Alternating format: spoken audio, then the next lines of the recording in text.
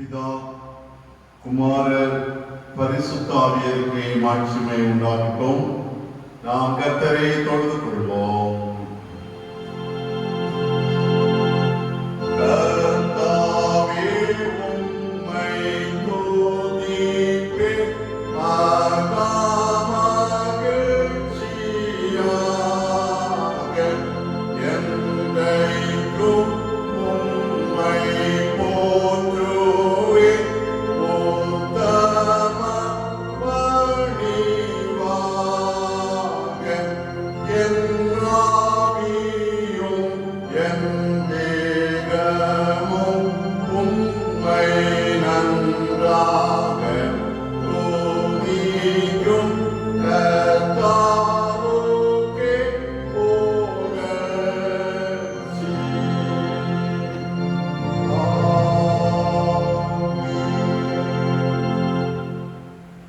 பூமியின் குடிகளே, நீங்கள் எல்லாரும் தேவனுக்கு முன்பாக கம்பீரமாய் பாடுங்கள்.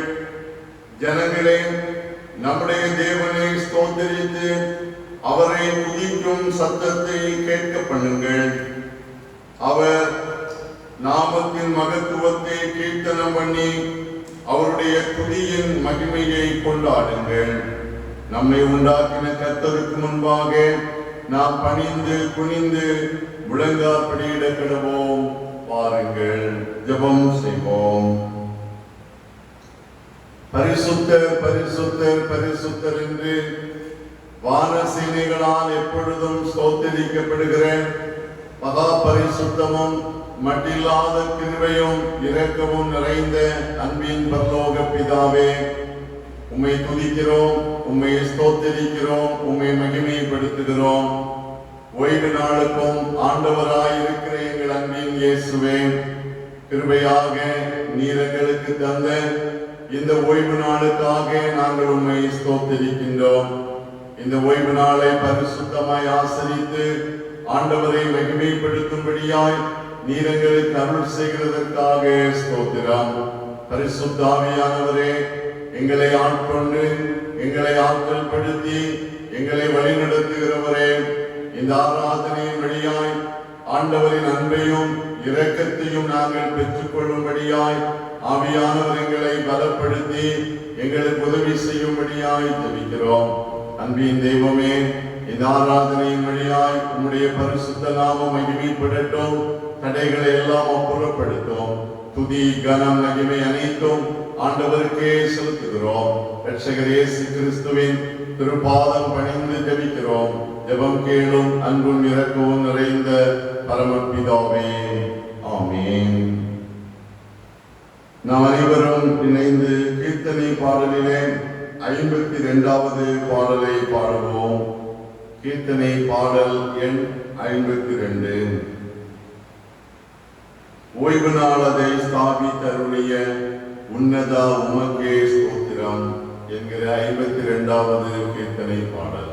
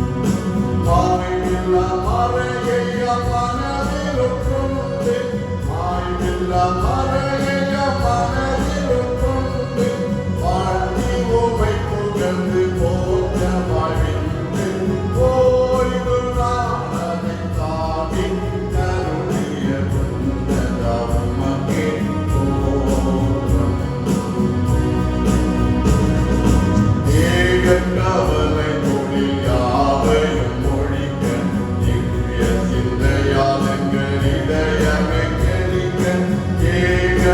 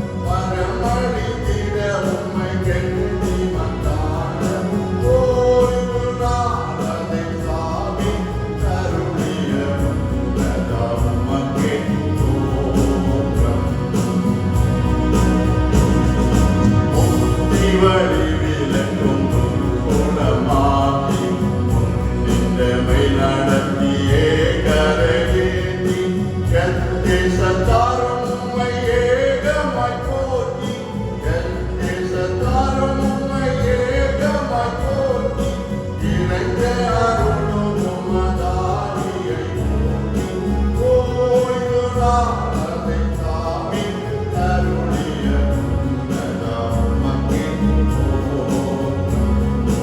ஓய்வு நாளை தாமி அருளிய உன்னதா உமக்கே ஸ்தோத்திரம். நாம் அனைவரும் இணைந்து 63ஆம் சங்கீதத்தை முறைமொழியாக படிப்போம்.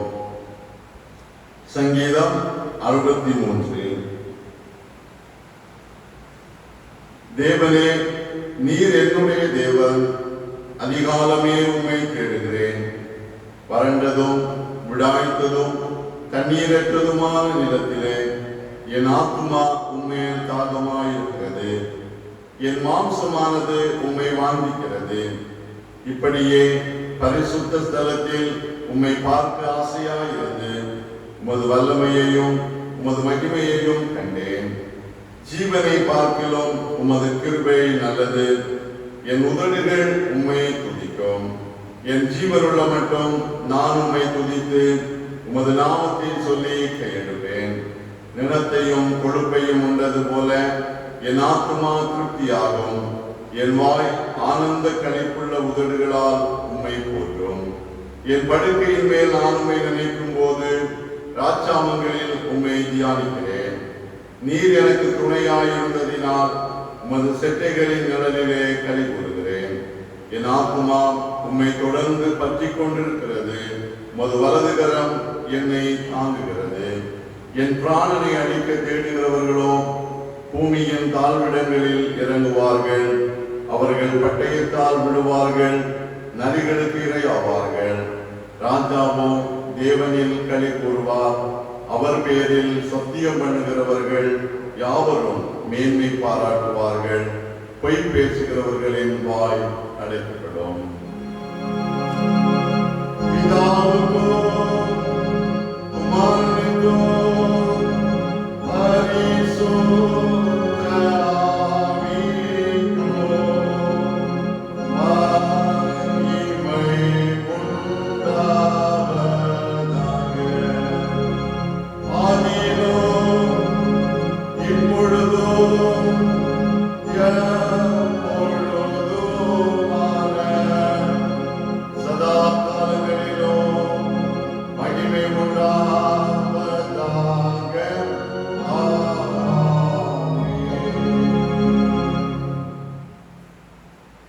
நான் எப்ராயிமை கைப்பிடித்து நடக்க பழக்கினேன். ஆனாலும் நான் தங்களை குணமாக்குகிறவர் என்று அறியாமல் போனார்கள். என் ஜனங்கள் என்னை விட்டு விலகுகிற மாறுபாட்டை பற்றி கொண்டிருக்கிறார்கள். அவர்களை உன்னதமானவரிடத்தில் வரவழைத்தாலும் ஒருவனும் எழுப்புகிறதில்லை. இப்போதும் நீ உன் தேவனிடத்தில் திரும்பு. தயவையும் நியாயத்தையும் கை கொண்டு இடைவிடாமல் உன் தேவனை நம்பிக்கொண்டிரு. நாம் முழங்காற்படியிட்டு நம்முடைய தவறுகளை தப்பிதங்களை உணர்ந்து மனம் வருந்தி மன்னிப்புக்காக ஆண்டவர் சமூகத்திலே வேண்டுதல் செய்வோம். பிரியமானவர்களே, ஆண்டவர் கிருபையாக நமக்கு தந்த இந்த பரிசுத்தமான ஓய்வு நாளிலே ஆண்டவரை ஆராதிக்கிற இந்த பரிசுத்தமான ஆராதனை வேளையிலே நம்முடைய தவறுகளை தப்பிதங்களை உணர்ந்து ஆண்டவர் சமூகத்திலே மனத்தாழ்மையோடு நம்முடைய பாவங்களை அறிக்கை செய்வோம். ஆண்டவர் தம்முடைய ஜனங்களை தம்முடைய கரம் பிடித்து நடத்துகிறவராயிருக்கிறார். ஆனாலோ நாம் ஆண்டவருக்கு கீழ்ப்படியாதவர்களாய் ஆண்டவருடைய கரத்தை விட்டு தூரம் செல்கிறவர்களாய் காணப்படுகிறோம். இவைகளை உணர்ந்து மனம் வருந்தி, ஆண்டவரே, நீர் எங்களுக்கு காண்பிக்கிற பாதையிலே நடப்பதற்கு நாங்கள் தவறி போனோம். எங்களை மன்னியும் என்று சொல்லி ஆண்டவரை நோக்கி வேண்டிக் கொள்வோம். ஆண்டவர் நம்முடைய வாழ்க்கையிலே நமக்கு நன்மை செய்கிறவராயிருக்கிறார். ஆகிலும் நாம் ஆண்டவரை மறந்தவர்களாய், அவரை விட்டுவிட்டவர்களாய், மனம் போல வாழுகிற வாழ்க்கை வாழுகிறவர்களாய் நாம் காணப்படுகிறோம் அல்லவா? இவைகளை உணர்ந்து மனம் வருந்தி, ஆண்டவரே என் பாவங்களை எனக்கு மன்னியும், என்னை பரிசுத்தப்படுத்தும் ஐயா, இதோ உடைய சமூகத்திலே நான் வந்திருக்கிறேன், என் மேல் கிருபையாயிரும், என் மேல் மனம் இறங்கும் என்று சொல்லி ஆண்டவர் சமூகத்திலே நாம் வேண்டுதல் செய்வோம்.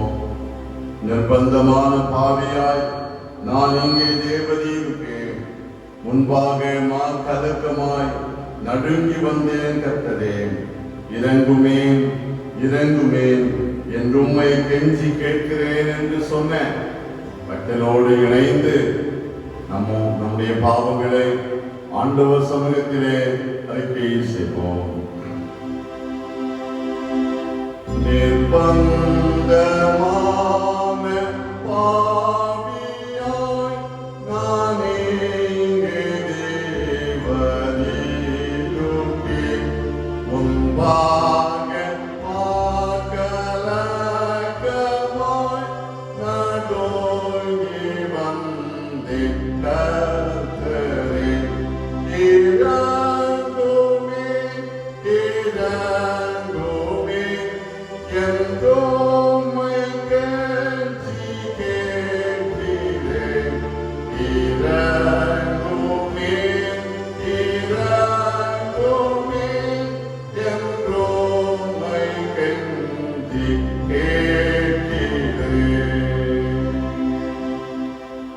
இறங்குமே இறங்குமே என்று உம்மை கெஞ்சி கேட்கிறேன் என்று சொல்லி ஆண்டவர் சமூகத்திலே தவறுகளை தப்பிதங்களை அறிக்கை செய்த நம் எல்லாருடைய தவறுகளையும் நம்முடைய தப்பிதங்களையும் நமக்கு மன்னித்து நம்மை பரிசுத்தப்படுத்தி நம்மை நித்திய ஜீவ கரையிலே சேர்ப்பதற்கு நமது ஆண்டவர் உண்மையும் நீதியும் உள்ளவராய் இருக்கிறார். ஆண்டவர் நம்முடைய பாவங்களை நமக்கு மன்னித்து நம்மை பரிசுத்தப்படுத்தி நம்மை அவருடைய பிள்ளைகளாக ஏற்றுக்கொண்டு நம்மை நித்திய ஜீவ கரையிலே சேர்ப்பாராக. ஆமென்.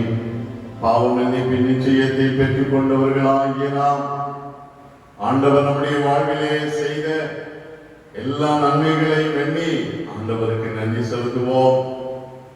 உள்ளத்தின் ஆழத்திலிருந்து ஆண்டவரை ஸ்தோத்திரிப்போம். சென்று போன நாட்கள் முழுவதும் ஆண்டவர் நம்மை பாதுகாத்து வழிநடத்தி வந்த தயவை எண்ணி ஆண்டவரை ஸ்தோத்திரிப்போம். கொரோனா வைரஸின் பாதிப்புகள் அதிகரித்துக் கொண்டிருக்கிற சூழ்நிலையிலும் ஆண்டவர் நம் மீது பாராட்டுகிற அவருடைய அன்புக்காக, அவருடைய இரக்கங்களுக்காக, இவ்வளவாய் ஆண்டவர் நமக்கு தந்திருக்கிற நல்ல பாதுகாப்பின் அனுபவங்களுக்காக ஆண்டவரை ஸ்தோத்திரிப்போம். இந்த பரிசுத்த ஓய்வு நாளிலே ஆண்டவரை தொழுது கொள்ள, ஆண்டவரை ஆராதிக்க ஆண்டவர் நமக்கு அருள் செய்கிறதை எண்ணி ஆண்டவரை ஸ்தோத்திரிப்போம். நம்முடைய அனுதின வாழ்க்கையிலே எத்தனையோ நன்மைகளை ஆண்டவர் நமக்கு செய்திருக்கிறார்.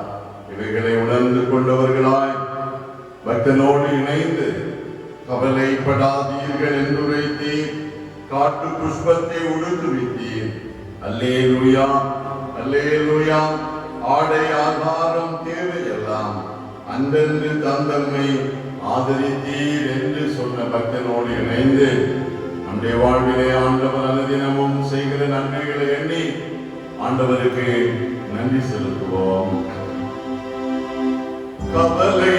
கவலைப்படாதீர்கள் என்றுரைத்தீர், காட்டு புஷ்பத்தை உடுத்துவித்தீர், கவலைப்படாதீர்கள் என்றுரைத்தீர், காட்டு புஷ்பத்தை உடுத்துவித்தீர், அல்லேலூயா அல்லேலூயா, ஆடை ஆதாரம் தேவையெல்லாம் அன்றென்று தந்தம்மை ஆதரித்தீர், அன்றென்று தந்தம்மை ஆதரித்தீர்.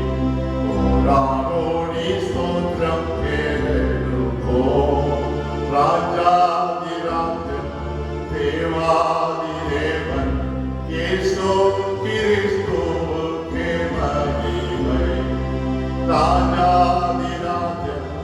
தேவாதி தேவன் இயேசு கிறிஸ்துவுக்கே மகிமை. ஆண்டவருக்கு நன்றி பலிகளை ஏறெடுத்து நாம் அருணாதர் இயேசு நமக்கு கற்றுக் கொடுத்த இறைவேண்டலை அனைவரும் சேர்ந்து ஏறெடுப்போம். பரமண்டலங்களில் இருக்கிற எங்கள் பிதாவே, உம்முடைய நாமம் பரிசுத்தப்படுவதாக, உம்முடைய ராஜ்யம் வருவதாக, உம்முடைய சித்தம் பரமண்டலத்திலே செய்யப்படுகிறது போல பூமியிலேயும் செய்யப்படுவதாக. எங்களுக்கு வேண்டிய ஆகாரத்தை இன்று எங்களுக்கு தாரும். எங்கள் கடனாளிகளுக்கு நாங்கள் மன்னிக்கிறது போல எங்கள் கடன்களை எங்களுக்கு மன்னியும். எங்களை சோதனைக்குள் பிரவேசிக்க பண்ணாமல் தீமையின் எங்களை ரட்சித்துக் கொள்ளும். ராஜ்யமும் வல்லமையும் மகிமையும் என்னென்றைக்கும் உடையவைகளே. ஆமென். அமருங்கள். படிக்கப்பட வேண்டிய இந்த நாளுக்குரிய திருமறை பாடம் பரிசுத்த மத்தேயு நற்செய்தி நூல் 7ஆம் அதிகாரம் வசனங்கள் 24 முதல் அந்த அதிகாரம் முடிய. மத்தேயு நற்செய்தி நூல் 7ஆம் அதிகாரம் வசனங்கள் 24 முதல் அந்த அதிகாரம் முடிய. ஆகையால் நான் சொல்லிய இந்த வார்த்தைகளை கேட்டு இவைகளின்படி செய்கிறவன் எவனோ அவனை கன்மலையின் மேல் தன் வீட்டை கட்டின புத்தியுள்ள மனுஷனுக்கு ஒப்பிடுவேன். பெருமழை சொரிந்து பெருவெள்ளம் வந்து காற்று அடித்து அந்த வீட்டின் மேல் மோதியும் அது விழவில்லை. ஏனென்றால் அது கன்மலையின் மேல் அஸ்திபாரம் போடப்பட்டிருந்தது. நான் சொல்லிய இந்த வார்த்தைகளை கேட்டு இவைகளின்படி செய்யாதிருக்கிறவன் எவனோ அவன் தன் வீட்டை மணலின் மேல் கட்டின புத்தி இல்லாத மனுஷனுக்கு ஒப்பிடப்படுவான். பெருமழை சொரிந்து பெருவெள்ளம் வந்து காற்று அடித்து அந்த வீட்டின் மேல் மோதின போது அது விழுந்தது, விழுந்து முழுவதும் அழிந்தது என்றார். இயேசு இந்த வார்த்தைகளை சொல்லி முடித்த போது அவர் வேத பாரகரை போல் போதியாமல் அதிகாரமுடையவராய் அவர்களுக்கு போதித்தபடியால் ஜனங்கள் அவருடைய போதகத்தை குறித்து ஆச்சரியப்பட்டார்கள். ஆமென். படிக்கப்பட வேண்டிய இந்த நாளுக்குரிய திருமறை பாடம் படித்தாயிற்று. கிறிஸ்துவே உமக்கே மாட்சிமை உண்டாகட்டும். கிறிஸ்துவுக்குள் பிரியமானவர்களே, ஆண்டவர் கிருபையாக நமக்கு தந்த இந்த பரிசுத்தமான ஓய்வு நாளுக்காக ஆண்டவரை ஸ்தோத்தரிப்போம். இந்த பரிசுத்தமான ஓய்வு நாளை நாம் பரிசுத்தமாக ஆசரித்து ஆண்டவரை மகிமைப்படுத்துவோம். ஊரடங்கு அறிவிக்கப்பட்டது நிமித்தமாக நாம் ஆலயத்திலே கூடி ஆண்டவரை ஆராதிப்பதற்கு இயலாத நிலையிலும் திருச்சபையின் எல்லா அங்கத்தினர்களும் வீடுகளிலே இந்த ஓய்வு நாளை பரிசுத்தமாய் ஆசரித்து ஆண்டவரை மகிமைப்படுத்தும்படி உங்களுக்கு அன்போடு ஆலோசனை சொல்லுகின்றேன். இந்த மாதத்திலே திருச்சபையின் வழியாக நடைபெறுகிற எல்லா திருப்பணிகளிலும் ஜெபத்தோடு உங்களுடைய ஒத்துழைப்புகளை தந்து ஆண்டவருடைய நாமத்தை மகிமைப்படுத்த அன்போடு கேட்டுக்கொள்கின்றேன். ஏப்ரல் மாதத்தினுடைய சங்க பண்டிகை இந்த மாதத்திலே வருகிற 25ஆம் தேதியிலே சிறப்பிக்கப்பட இருக்கிறது. சங்க பண்டிகை சிறப்பிக்கப்படுகிற பொழுது அதிலும் திருச்சபையின் மக்கள் வாஞ்சியோடு ஆண்டவரை மகிமைப்படுத்த அன்போடு கேட்டுக்கொள்கிறேன். ஏனென்றால் ஆண்டவருடைய ஆலயத்திலே ஆசரிக்கப்பட வேண்டிய அனைத்து சிறப்பான பண்டிகைகளையும் நாம் தவறாமல் ஆசரிப்பது ஆண்டவருக்கு பிரியமானது. ஆகவே சங்க பண்டிகையும் உங்களால் இயன்ற நிலையிலே ஆண்டவருடைய நாம மகிமைக்காய் சிறப்பாய் ஆசரிக்க உங்களை அன்போடு கேட்டுக்கொள்கின்றேன். வருகிற சனிக்கிழமையிலே இந்த வாரத்திற்குள்ளாக உங்களுடைய இல்லங்களுக்கு சங்க கவர்கள் அதோடு சேர்ந்து சங்க பண்டிகையிலே வழங்கப்பட இருக்கிற இனிப்புகள் வழங்கப்படும். நீங்கள் அதை தொடர்ந்து வருகிற நாட்களிலே ஆலயத்திலே அந்த காணிக்கைகளை படைத்து ஆண்டவரை மகிமைப்படுத்தவும் உங்களை அன்போடு கேட்டுக்கொள்கிறேன். இந்த நாளின் சிந்தனைக்காக தெரிந்து கொள்ளப்பட்ட திருமறையின் பகுதி நாம் படிக்க கேட்ட மத்தேயு நற்செய்தி நூல் 7ஆம் அதிகாரம் 24வது வசனம். மத்தேயு 7:24. ஆகையால் நான் சொல்லிய இந்த வார்த்தைகளை கேட்டு இவைகளின்படி செய்கிறவன் எவனோ அவனை கன்மலையின் மேல் தன் வீட்டை கட்டின புத்தியுள்ள மனுஷனுக்கு ஒப்பிடுவேன். அவனை கன்மலையின் மேல் தன் வீட்டை கட்டின புத்தியுள்ள மனுஷனுக்கு ஒப்பிடுவேன். சிந்தனைக்கு ஆயத்தமாக தலைகளை தாழ்த்தி ஜெபிப்போம். அன்பின் ஆண்டவரே, உம்மை துதிக்கிறோம், உம்மை ஸ்தோத்திரிக்கின்றோம். உம்முடைய வார்த்தைகள் வல்லமை உள்ளது. உம்முடைய வார்த்தையின்படி நாங்கள் செய்கிற பொழுது இவ்வுலகிலே புத்தியுள்ளவர்களாய் பாக்கியவான்களாய் காணப்படுகிறோம். இந்த ஓய்வு நாளிலும் ஆண்டவரை தொழுது கொள்ளும்படியாய் உம்முடைய திருச்சமூகத்திலே காத்திருக்கிற நாங்களும் புத்தியுள்ளவர்களாய் காணப்பட, உம்முடைய வார்த்தையை புரிந்து கொள்ள, வார்த்தையின்படி எங்கள் வாழ்க்கையை அமைத்துக் கொள்ள ஆண்டவர் எங்களுக்கு அருள்தார். உம்முடைய வார்த்தைகளை தியானிக்கிறோம். ஆண்டவர் எங்களோடு பேசுவீராக. இயேசு ரட்சகர் வழியாய் கேட்கிறோம். ஜெபம் கேளும் அன்பு நிறைந்த பரமபிதாவே, ஆமென். அல்லேலூயா, அல்லேலூயா, அல்லேலூயா. இந்த வார்த்தைகளை கேட்டு இவைகளின்படி செய்கிறவன் எவனோ அவனை கன்மலையின் மேல் தன் வீட்டை கட்டின புத்தியுள்ள மனுஷனுக்கு ஒப்பிடுவேன். ஆண்டவராகிய இயேசு கிறிஸ்து மானிட வாழ்க்கையிலே தம்முடைய வாயின் வார்த்தைகள் மூலமாய் அநேக அற்புதங்களை, அதிசயங்களை செய்திருக்கிறார். ஆண்டவருடைய வார்த்தை வல்லமை உள்ளது. ஆண்டவருடைய வார்த்தையின்படியே செய்கிறவர்களின் வாழ்வு ஆசீர்வதிக்கப்படுகிறது என்பதை நாம் அறிகின்றோம். இந்த பகுதியிலே இயேசுநாதர் தம்முடைய வார்த்தையின்படி செய்கிற மனிதர்கள் கன்மலையின் மேல் தன் வீட்டை கட்டின புத்தியுள்ள மனுஷனை போல இருக்கிறார்கள் என்று சொல்லுகின்றார். கன்மலையின் மேல் வீடு கட்டப்படுவது என்பது கடினமானது. வீடு பாதுகாப்பிற்காகவும், வீடு மனிதன் சுகமாய் சந்தோஷமாய் வாழ்வதற்காகவும், வீடு ஆண்டவருடைய ஆசீர்வாதத்தை பெற்றுக் கொள்வதற்காகவும் கட்டப்படுகிறதா இருக்கிறது.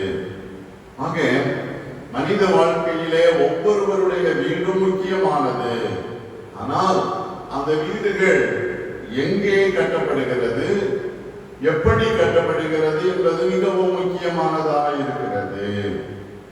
ஆண்டவர் சொல்லுகிற பொழுது ஆண்டவருடைய வார்த்தையின்படி கட்டப்படுகிற வீடு கன்மலையின் மேல் வீட்டை கட்டுகின்ற புத்தியுள்ள மனிதனுடைய வீட்டை போல் இருக்கிறது என்று சொல்லுகிறார். அதை தொடர்ந்து மணலின் மேல் கட்டப்படுகிற வீட்டை குறித்து ஆண்டவர் சொல்லுகிற பொழுது மணலின் மேல் கட்டப்படுகிற வீடு உறுதியற்றதாய் இருக்கிறது.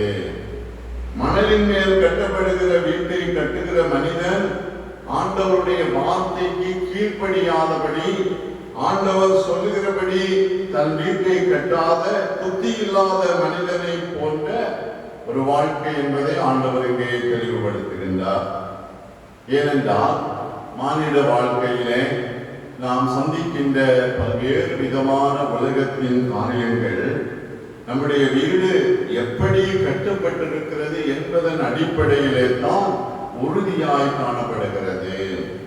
இங்கே இயேசுநாதர் சொல்லுகிற பொழுது பெருமழை பெய்கிறது, காற்று அடிக்கிறது.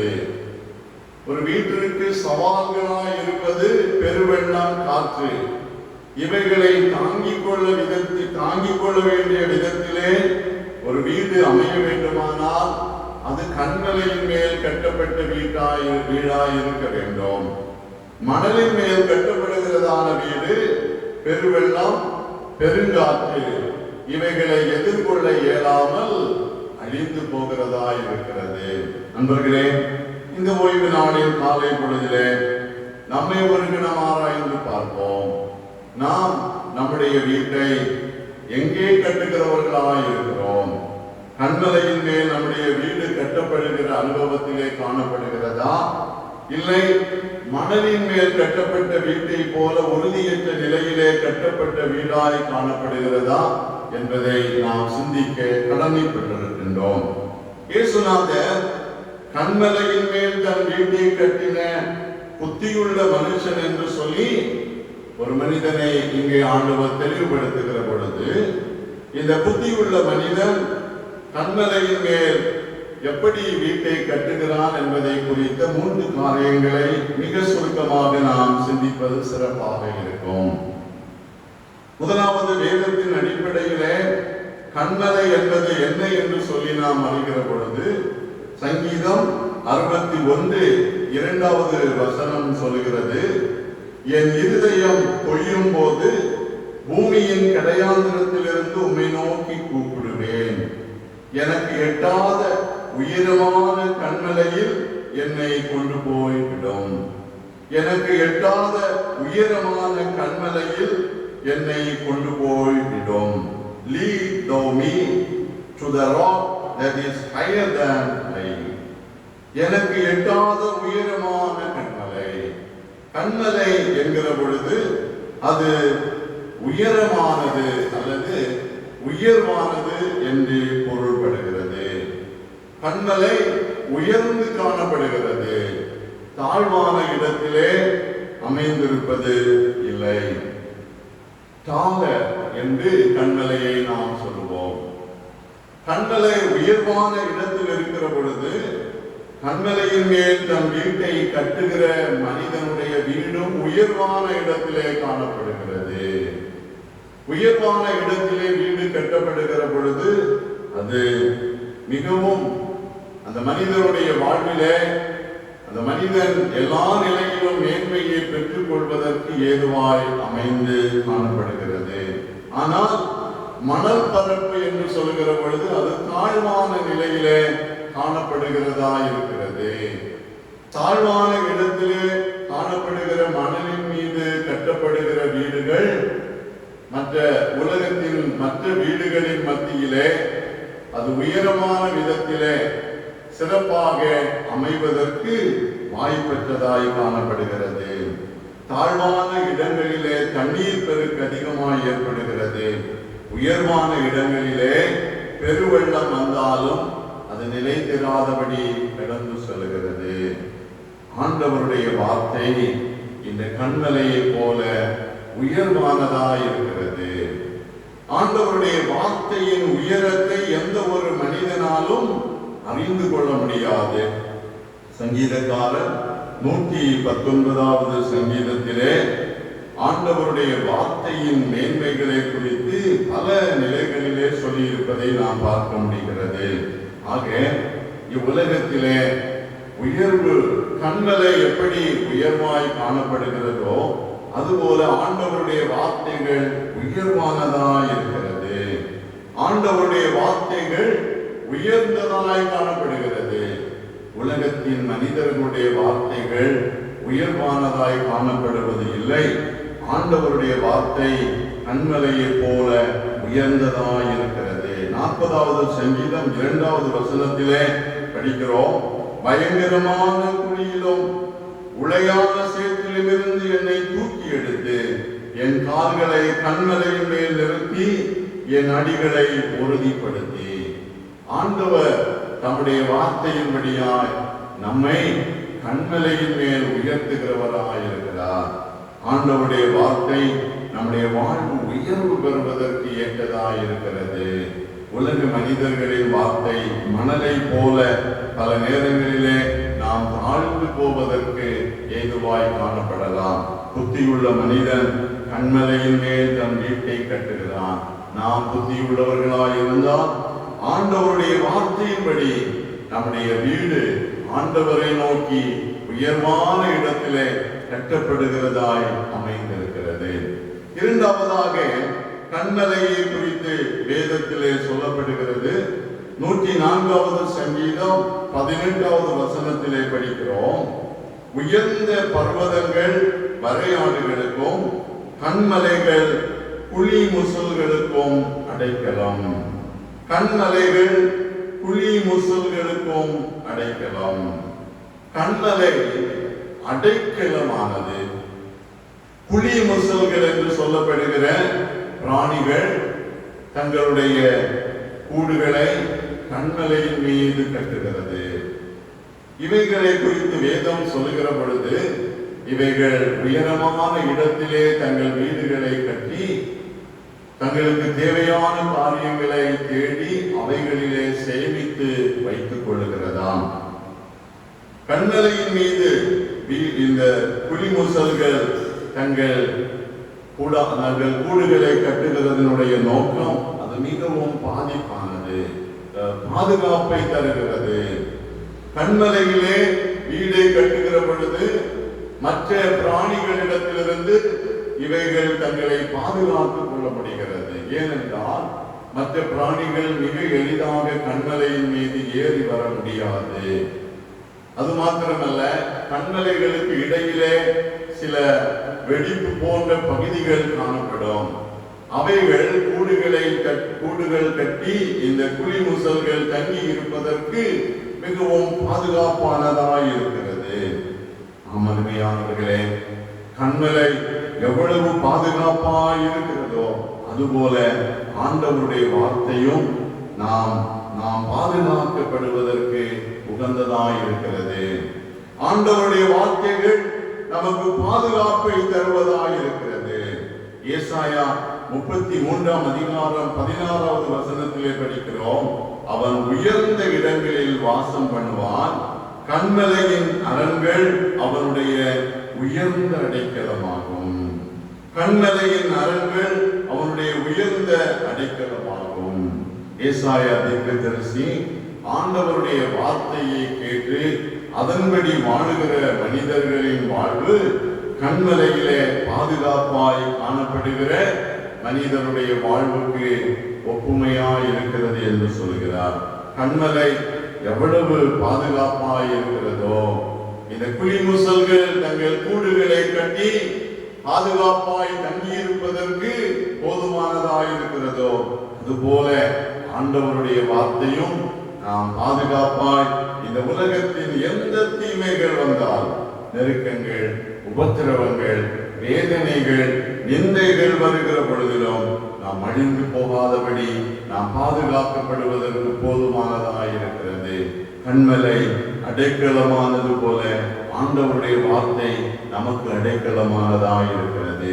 மூன்றாவதாக கண்மலையை குறித்து வேதம் சொல்லுகிற பொழுது நீதிமொழிகள் 30:26 படிக்கின்றோம்.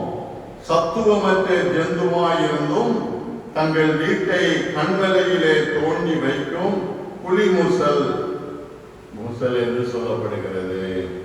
கண்மலையிலே தன்னுடைய வீட்டை தோண்டி வைக்கிற புலிமுசல் நாம் ஏற்கனவே அறிந்து கொண்டோம்.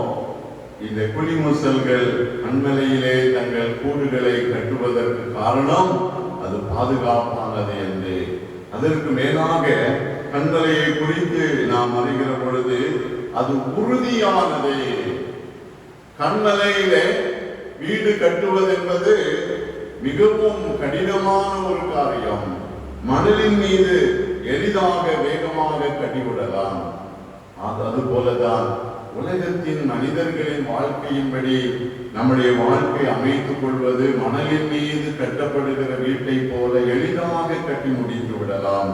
ஆண்டவருடைய வார்த்தையின்படி கட்டப்படுகிற வீடு கண்மலையின் மீது கட்டப்படுகிற உறுதியுடைய வீடாய் காணப்படுகிறது.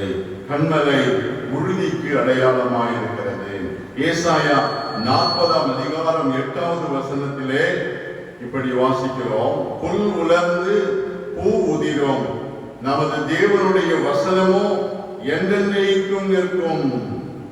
நமது தேவனுடைய வசனமோ என்றென்றைக்கும் நிற்கும். ஆண்டவருடைய வசனம் கண்மலையை போல உறுதியானது. கண்மலையை எளிதாக பெயர்த்து விட முடியாது. அதுபோல ஆண்டவருடைய வார்த்தையையும் எளிதாக நாம் பெயர்த்து விட முடியாது. ஆண்டவருடைய வார்த்தை முடிவு வரையந்தம் நிலைத்திருப்பது. வேதம் சொல்கிறது, வானமும் பூமியும் ஒழிந்து போனால் என் வார்த்தைகள் ஒழிந்து போவதில்லை.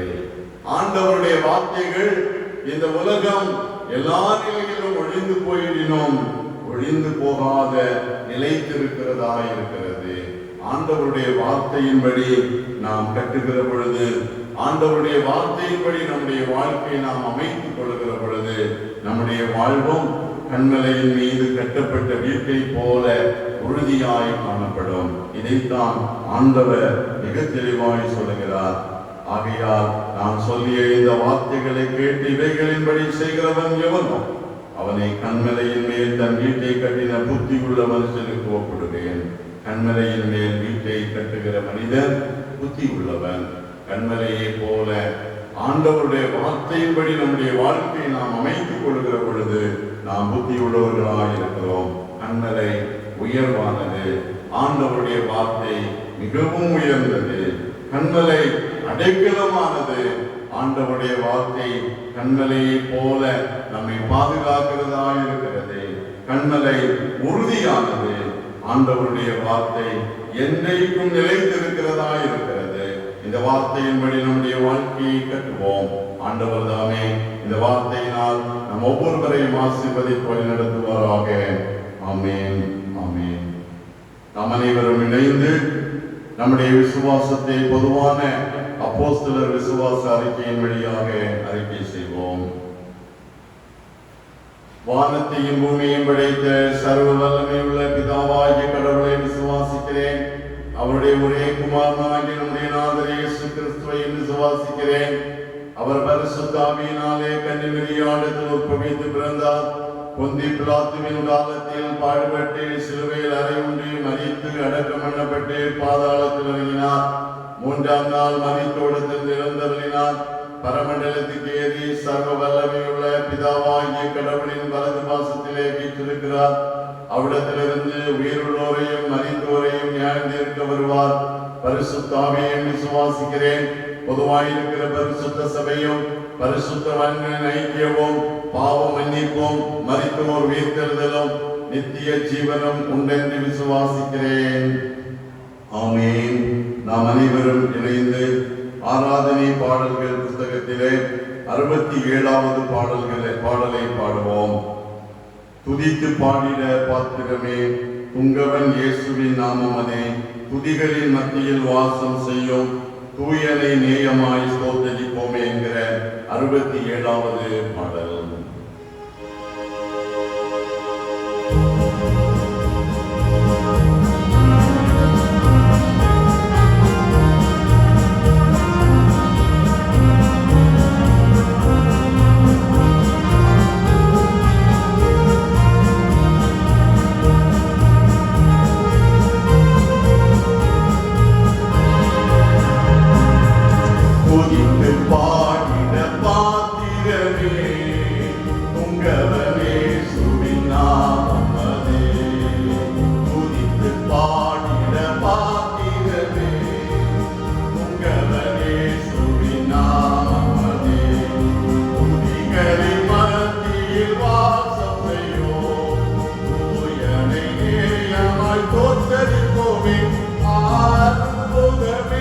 அவன் நடத்துதலே ஆனந்த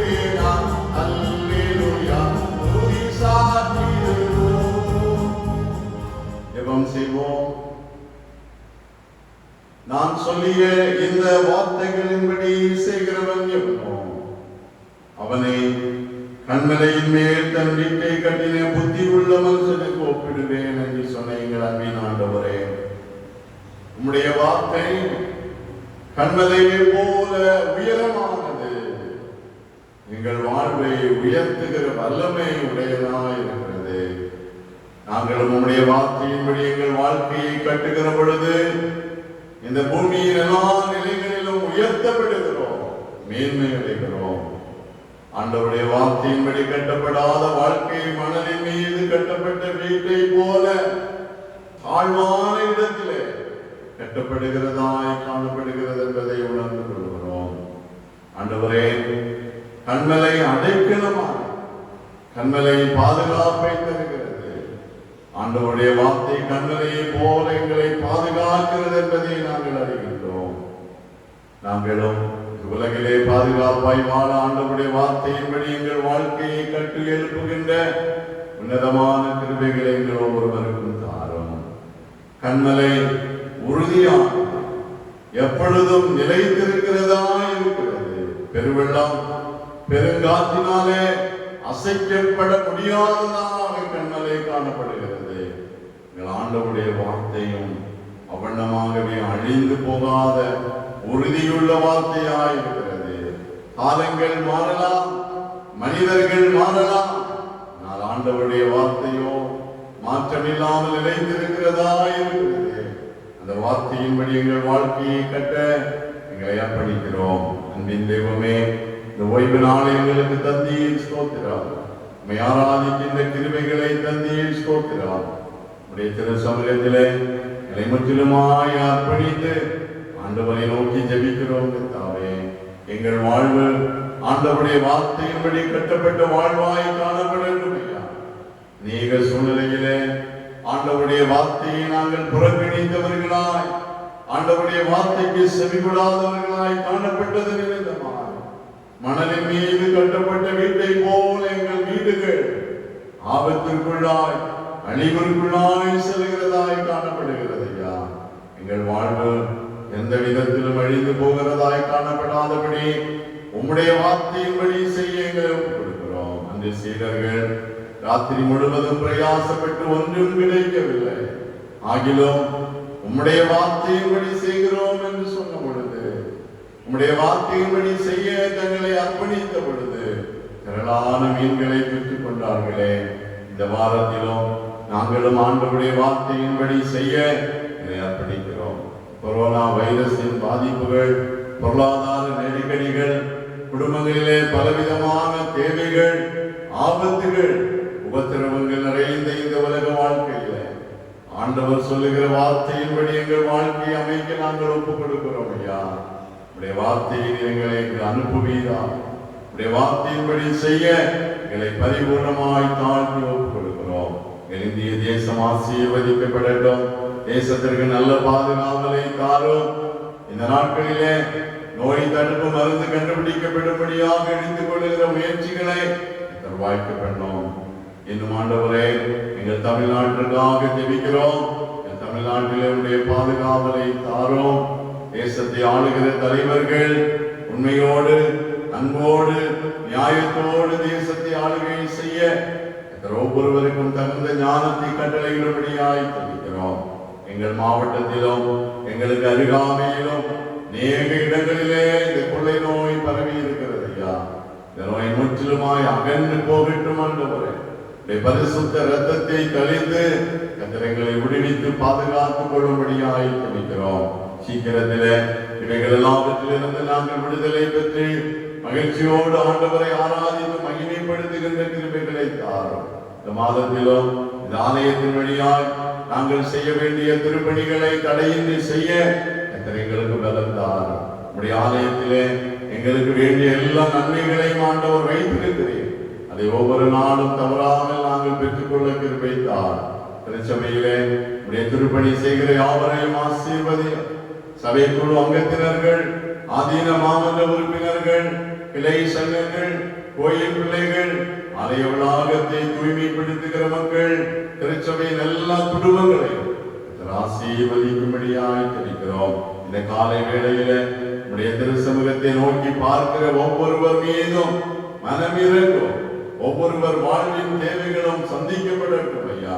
எங்கள் ஆலயத்தை சுற்றிலும் இருக்கிற எல்லா குடும்பங்களையும் ஆசீர்வதியும், எல்லா ஜனங்களையும் ஆசீர்வதியும். தெய்வீக சமாதானம் ஒவ்வொருவர் குடும்பங்களையும் ஆட்கொள்ளட்டும். இவ்வுலக வாழ்க்கையில மனித வாழ்க்கை என்பது எவ்வளவு நிலையற்றது. இந்த நோயினால் பாதிக்கப்பட்ட மனிதர்களை சந்திப்பதற்கு கூட உறவினர்கள் விருப்பமற்று காணப்படுகிற சூழ்நிலை, உலகத்தால் கைவிடப்படுகிற வேதனையான வாழ்க்கையிலே காணப்படுகிற பொழுது கைவிடாத ஆண்டவர் என்னோடு இருக்கிறார் என்பதை ஒவ்வொருவரும் உணர்ந்து ஆண்டவர் சமூகத்திலே எங்களை அர்ப்பணித்து ஒருவருக்கு ஒருவர் உதவி செய்து வாழுகின்ற கிருபைகளை ஆண்டவர் தர வேண்டுமாறு ஜெபிக்கிறோம். இந்த புதிய வாரத்தின் தேவைகள் எல்லாம் சந்திக்கப்படட்டும். எங்கள் பிரயாணங்களில் உடைய பாதுகாவல் இருக்கட்டும். ஆண்டவரே, கையின் பிரயாசங்கள் எல்லாவற்றையும் ஆசீர்வதித்து தாரும். கூலி வேலை செய்கிற தம்முடைய பிள்ளைகள், விவசாயம் செய்கிறவர்கள், கட்டுமான பணி செய்கிறவர்கள், வியாபாரம் செய்கிறவர்கள், வாகனத்தை ஓட்டுகிறவர்கள், வாகனத்திலே பணி செய்கிறவர்கள், அலுவலகங்கள், தொழிற்சாலையிலே, தொழிற்கூடங்களிலே பணி செய்கிறவர்கள், அரசு துறையிலே, தனியார் துறையிலே பணியாற்றுகிறவர்கள், காவல்துறையிலே, ராணுவத்திலே பணி செய்கிறவர்கள், உடைய திருப்பணி செய்கிறவர்கள் யாவரோடும் கிருபை தங்கி இருக்கட்டும்.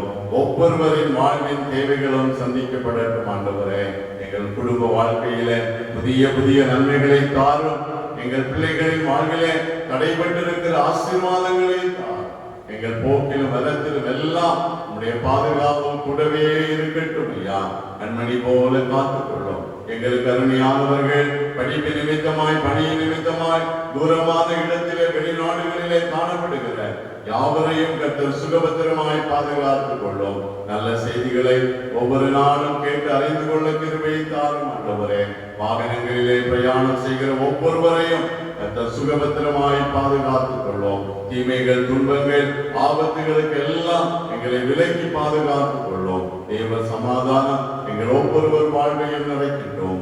குறைகள், குற்றங்கள் எல்லாம் மன்னித்தருளோம். ரட்சகர் இயேசு கிறிஸ்துவின் திருப்பாதம் பணிந்து தாழ்மையோடு ஜெபிக்கிறோம். ஜெபம் கேளும் அன்பு நிறைந்த பரமபிதாவே, ஆமென். நன்மைக்கும் காரணம் எல்லாரும் போற்றும் ஆரணம் நல்ல நாதா நல்ல வேந்தா பொன்னப்பை போக்கும் பேர்மன்னா பல்கோடி நன்றி பூரணா அல்லேலூயா அல்லேலூயா அல்லேலூயா அல்லேலூயா அல்லேலூயா.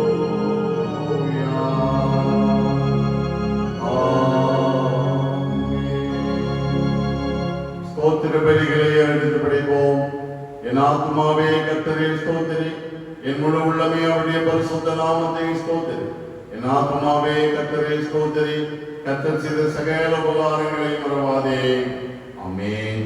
நம்முடைய ஆண்டவரும் இரட்சகருமாயிருக்கிற இயேசு கிறிஸ்துவின் கிருபையும் பிதாவாகிய கடவுளின் அன்பும் தூயாவியானவரின் திருவுறவும் என்றும் என்றுமான சதா காலங்களிலும் நம் அனைவரோடும் தங்கியிருப்பதாக.